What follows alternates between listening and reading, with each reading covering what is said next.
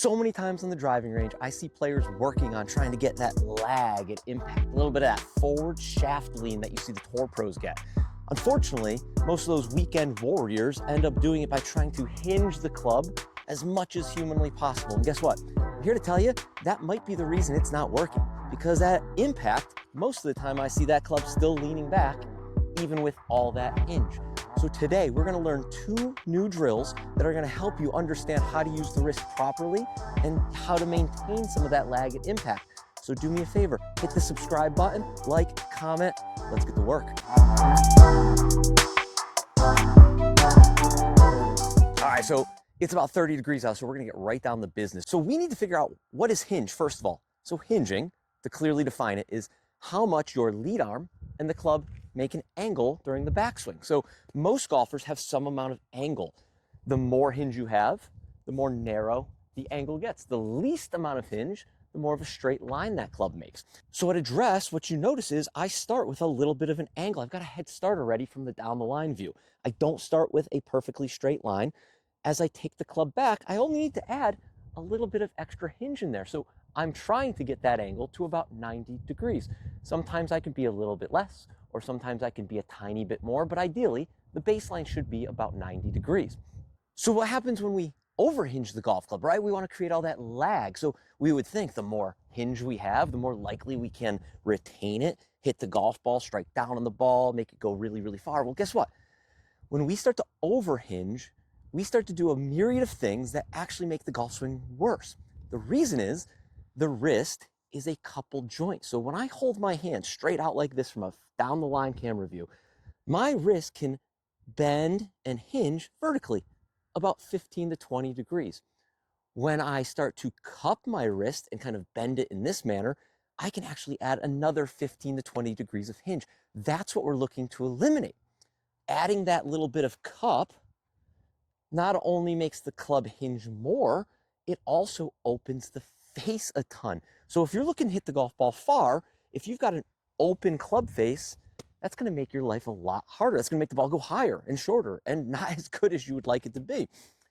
2, when we take the club back and we hinge it, we cup it, we add too much of this wrist cock, the club also tends to be more narrow or closer to us. So when we make that downswing, we've got that open face, and we've also got a steeper shaft.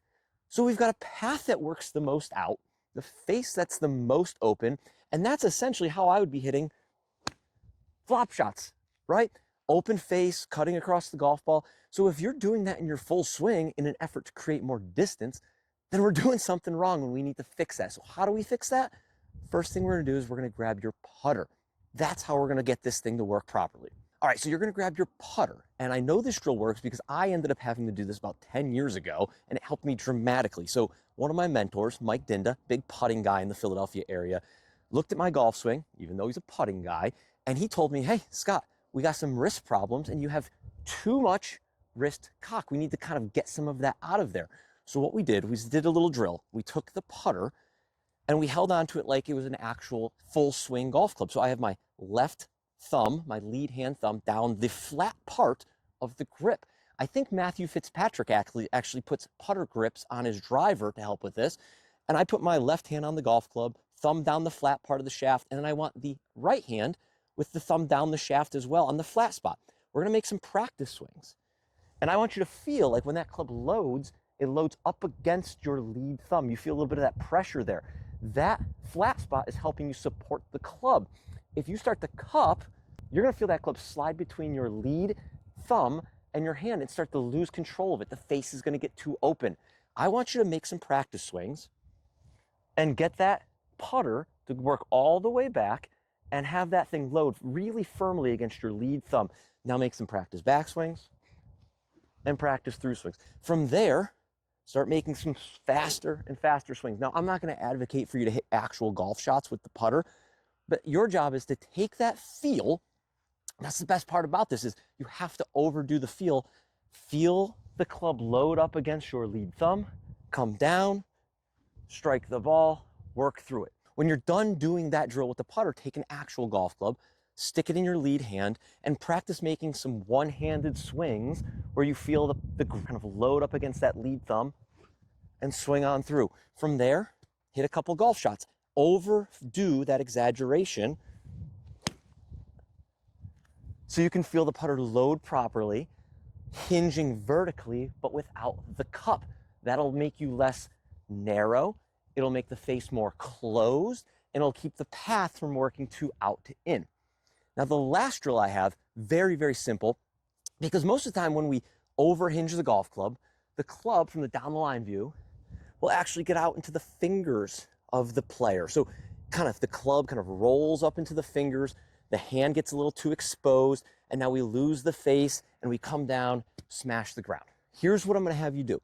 Take a tee, grab your golf club in your lead hand and stick that tee right here underneath the palm of your hand. I want you to make some practice swings with it in there.